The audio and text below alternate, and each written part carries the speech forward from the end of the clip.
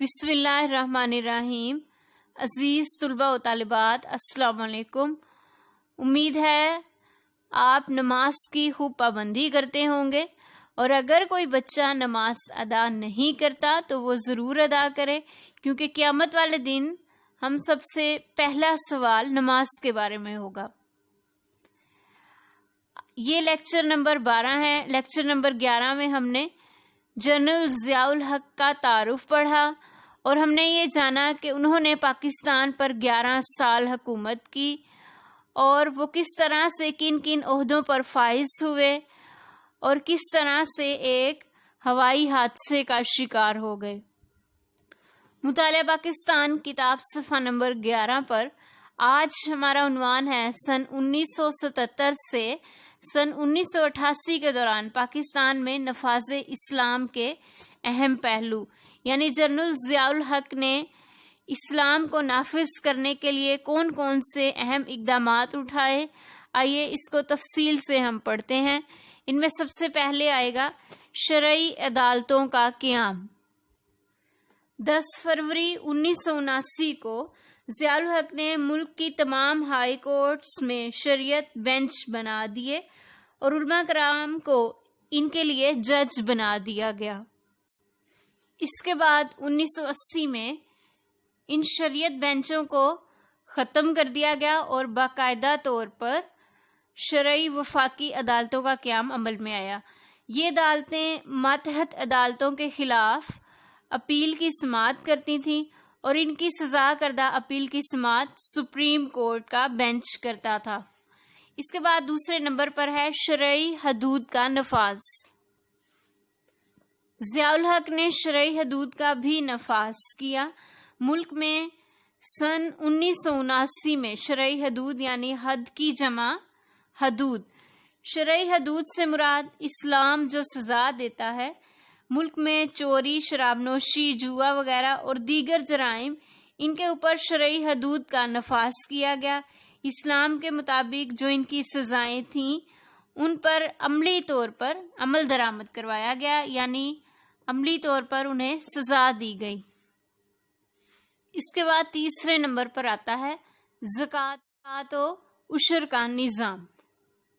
پاکستان میں تمام صاحب نصاب مسلمان جن کے پاس بینک میں اکاؤنٹس موجود تھے، ان کے ذاتی اکاؤنٹس تھے، ان لوگوں کے لیے ان کے اکاؤنٹس میں رمضان المبارک کے مہینے میں 2.5% زکوٰۃ کاٹ لی جاتی، یعنی ان لوگوں کے اکاؤنٹس میں سے 2.5% زکوٰۃ ہر سال رمضان کے مہینے میں کاٹی جاتی۔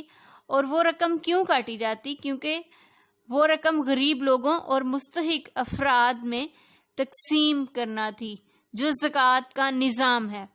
اس کے بعد عشر کا نظام کیا ہے؟ عشر کا نظام سے مراد ہے پاکستان میں پورے سال میں جتنی پیداوار ہوگی، یعنی سالانہ پیداوار کا 10% عشر وصول کیا جائے گا، اور عشر کی وصولی کا عملی طور پر کام سن 1983 میں شروع ہوا۔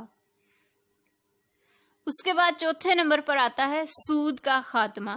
پاکستان میں 1 جنوری 1981 سے سود کے خاتمے پر کام کیا گیا، اور نفع و نقصان کی بنیاد پر 1 جولائی سن 1984 سے PSL اکاؤنٹس کھولے گئے، جس کا نظام بغیر سود کے متعارف کروایا گیا، یعنی سود سے بالکل پاک ایک نظام بنایا گیا۔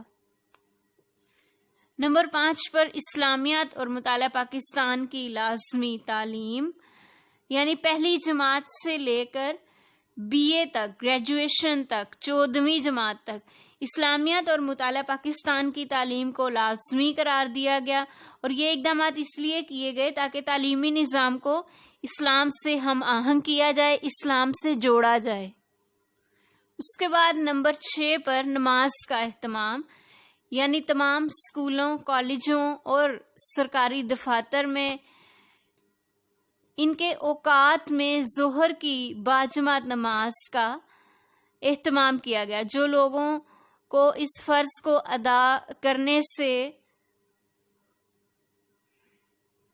غافل تھے، یعنی جو لوگ نماز ادا نہیں کرتے تھے، وہ اس فرض کو ادا کرنے سے غافل تھے، ان لوگوں کو اپنے فرض کی ادائیگی کے لیے، اس کو ادا کرنے کے لیے کچھ کمیٹیاں بنائی گئیں، انہیں صلاۃ کمیٹیاں کہا گیا یا نماز کمیٹیاں۔ اس کے بعد 7ویں نمبر پر احترام رمضان آرڈیننس جاری کیا گیا، یعنی اس شریعت کے نفاذ میں احترام رمضان آرڈیننس بھی پاس ہوا، جس کے مطابق رمضان کے مہینے میں لوگ رمضان کا احترام کریں گے اور جو لوگ کھلے عام کھائیں گے پیئیں گے ان کو سزا دی جائے گی۔ اور سزا کیا تھی؟ ان کو 3 ماہ قید ہو جائے گی یا 500 روپے جرمانہ کی سزا دی جائے گی، اور یہ اس لیے سزا مقرر کی گئی تاکہ لوگوں میں ماہ رمضان کا احترام پیدا کیا جا سکے۔ اس کے بعد 8ویں نمبر پر دینی مدارس۔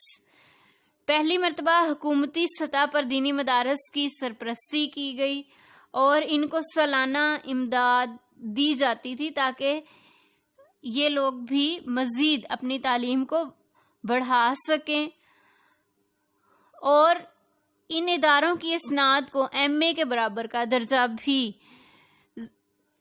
دے دیا گیا۔